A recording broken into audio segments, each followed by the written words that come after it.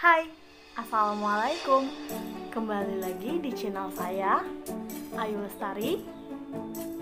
Sebelumnya, perkenalkan nama saya Ayu Lestari dengan NIM 1905155474 dari kelas 2019A. Sebelumnya, saya ucapkan terima kasih kepada Bapak Zulhafiz SPD MPD selaku dosen pengampu mata kuliah media pembelajaran. Di video kali ini, saya akan membahas tentang teks autobiografi. Apa sih teks autobiografi itu? Teks autobiografi adalah teks biografi yang ditulis oleh seorang tokoh tentang kehidupannya dan tentang perjalanan hidup yang dilaluinya.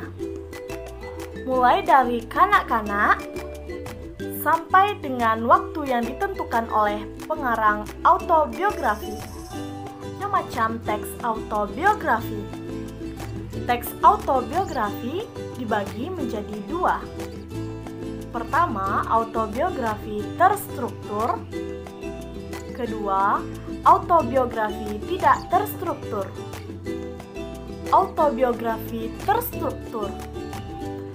Biasanya autobiografi ini terbatas pada topik-topik tertentu. Autobiografi terstruktur ini mengurai beberapa topik yang luas dalam urutan tertentu atau hanya menanggapi singkat topik yang dituju. Kemudian, teks autobiografi tidak terstruktur biasanya disebut dengan komprehensif yang menyajikan riwayat hidup tanpa berpegang pada suatu kerangka yang diikuti secara ketat dengan memasukkan segala sesuatu yang dianggap penting pada autobiografi bagi orang lain. Pertama, memperoleh gambaran dari kejadian-kejadian penting dalam kehidupan seseorang yang menulis autobiografi. Kedua, mengetahui reaksi-reaksi pribadi atau sikap pribadi dari seorang penulis autobiografi tersebut. Contohnya seperti kegiatan yang disukai olehnya. Ketiga, memperoleh data mengenai individu atau pribadi seseorang dalam identitas diri di lingkungannya. Perbedaan teks autobiografi dengan teks biografi. Teks autobiografi ditulis oleh diri sendiri atau pengarang autobiografi tersebut berdasarkan pengalamannya selama ia menjalani kehidupan dari yang sulit hingga mencapai keberhasilan yang bisa memotivasi pembacanya. Sedangkan teks biografi ditulis oleh orang lain dengan mengandalkan studi literatur, dokumen penting atau bahkan memanfaatkan narasumber sebagai saksinya dalam mengungkapkan peristiwa dengan fakta-fakta yang ada. Autobiografi atau autobiografi ditulis oleh diri sendiri atau dengan pengarang lain berdasarkan pengalamannya selama ia menjalani kehidupannya. Biasanya akan berisi informasi mengenai masa di mana ia mencapai kesuksesan untuk memotivasi para pembaca autobiografi tersebut, sehingga seringkali isi dari autobiografi itu hanya menampilkan informasi yang bersifat positif saja. Saya tampilkan contoh dari autobiografi. Selamat menyaksikan.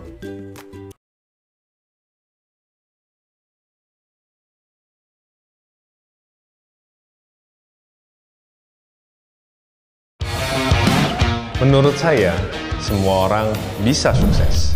Karena kesuksesan itu tidak hanya milik orang yang punya modal dan berpendidikan. Siapapun bisa sukses. Yang penting orang itu mau meraihnya dengan kerja keras dan ketekunan. Nama saya Tommy Wong dan inilah kisah saya. Satu malam saya dikejutkan oleh kabar bahwa ayah saya mengalami kecelakaan. Saya yang tadinya dimanjakan oleh berbagai fasilitas harus mengalami rasanya menjadi anak yatim. Ditambah lagi kondisi konflik warga yang memperebutkan harta warisan, sehingga suatu malam karena ancaman pembunuhan saya terpaksa melarikan diri ke jalanan.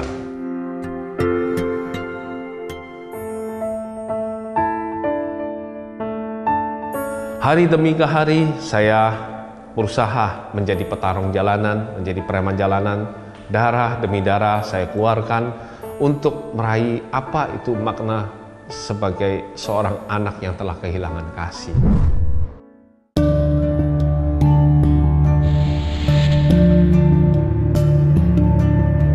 Dengan semua kondisi yang ada, saya yakin saya mau mencoba lebih lagi sukses. Saya mencoba peruntungan saya untuk berangkat ke ibu kota.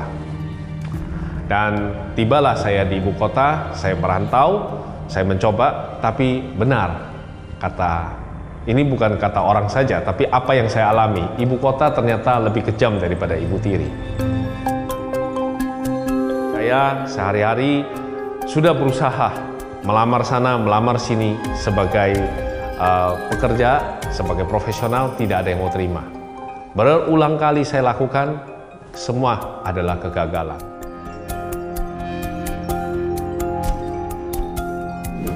Melihat sekeliling saya lihat ada toko yang menjualkan gadget, aksesoris, dan juga handphone waktu itu ya.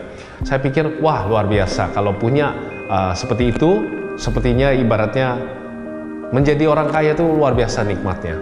Saya mencoba melamar, tapi lagi-lagi penolakan yang ada, sampai akhirnya saya memberikan satu hal yang istimewa, yang tidak bisa ditolak lagi, yaitu saya katakan, saya bersedia digaji hanya separuh, tapi kerjanya 2 kali lipat daripada pekerja yang ada di situ. Dari tadinya pekerja, saya berhasil menjadi manajer, bahkan menjadi general manager daripada toko-toko yang dia miliki. Setelah kerja 2-3 tahun di tempat handphone itu, saya udah posisinya general manager, terjadi kerusuhan Mei, sehingga mengalami krisis moneter. Pada saat itulah saya terpaksa kembali lagi ke titik terendah, di mana saya posisinya toko itu sudah tidak mampu menggaji saya, bahkan mengalami kerugian yang besar karena hancur. Akhirnya saya mencoba buka pameran di salah satu lapak di mall pembelanjaan. Saya menggunakan brosur yang dibuang oleh pameran, saya gunting gabus, tempelkan untuk menjadi semacam dami-dami yang saya pajangkan. Sekian waktu yang ada hanyalah kegagalan. Suatu hari lewatlah seorang owner daripada pemilik brand yang sedang merintis brandnya di Indonesia.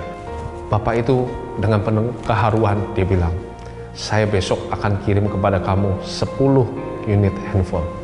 Saya titip kepada kamu. Dalam 1 minggu, kamu harus bisa menjualkan. Kalau tidak berhasil, maka saya tidak akan memberikan kesempatan ini lagi. Saya berhasil merintis brand tersebut menjadi bukan saja memiliki toko, tapi saya mempunyai banyak sekali cabang yang ada di mall-mall, serta mendapatkan penghargaan yang luar biasa, bahkan sebagai salah satu retailer yang terbaik untuk merek tersebut di Indonesia. Dalam perjalanan bisnis saya, tentunya saya selalu berpikir one step ahead, di mana orang belum berpikir seperti itu, saya sudah pikirkan dulu. Jadi saya yang tidak paham online ini, saya bersikap sebagai seorang bos yang tidak mau belajar. Jadi percaya pada partner, saya berikan sepenuhnya hak otoriti karena saya berpikir ini adalah teman sejati, teman baik. Jadi dia menguasai online, saya mentitipkan semua. Lalu yang ada apa coba? Dia sapu bersih, dia habisi semua, Yang ada saya yang menerima penderitaan. Kondisi itu tentunya membuat saya seperti tidak bisa bernapas, bahkan keringat dingin itu mengalir seperti biji jagung. Saya mengalami down yang luar biasa, bahkan untuk berdiri saja saya seringkali seperti kayak mau jatuh. Bagi saya, sepertinya sudah tidak ada pilihan lain. Mungkin mati adalah jalan keluar terakhir yang paling baik. Jam 2 pagi saya ingat, saya bentangkan tangan saya ke atas langit, kemudian saya berkata, Tuhan, kalau memang Engkau mau melakukan apa yang Engkau mau lakukan, lakukan saja. Ambil saja nyawa ini. Jam 4 pagi ada suara yang begitu besar. Bangun, kalau aku mau ambil nyawamu, aku sudah ambil. Engkau jangan perintahkan aku untuk mengambil nyawamu. Saya kaget, saya bangun, dan di situ saya sadar.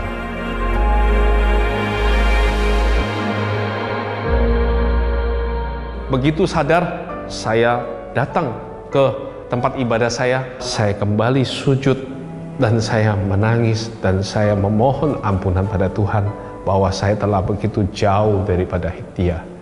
Saya memohon Tuhan menyertai hidup saya memohon pengampunan bahwa hidup saya terlalu mendewakan diri saya sendiri. Saya telah menuhankan diri saya sendiri, sehingga saya lupa berserah ikhlas pada apa kehendak Tuhan. Dalam bisnis saya, terkadang untuk ke tempat ibadah, saya abaikan karena apa? Mengejar omset.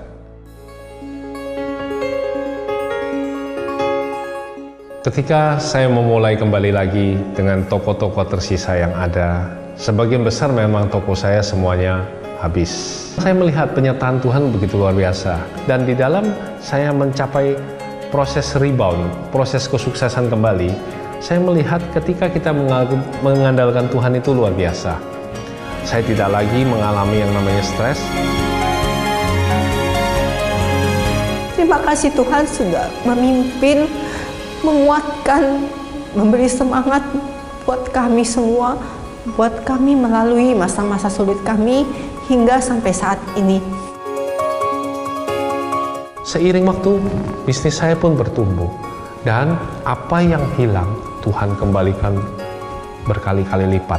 Apa yang saya alami itu merupakan satu proses di mana kalau kita mengalami suatu kegagalan, di situ belum tentu akhir cerita hidup kita.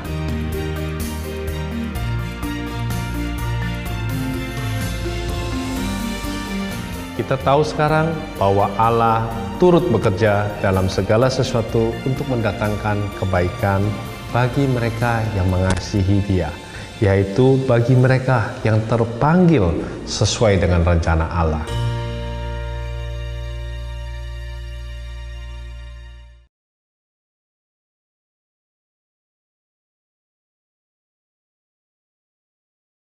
Sekian video dari saya. Jika ada kata-kata yang salah, mohon dimaafkan.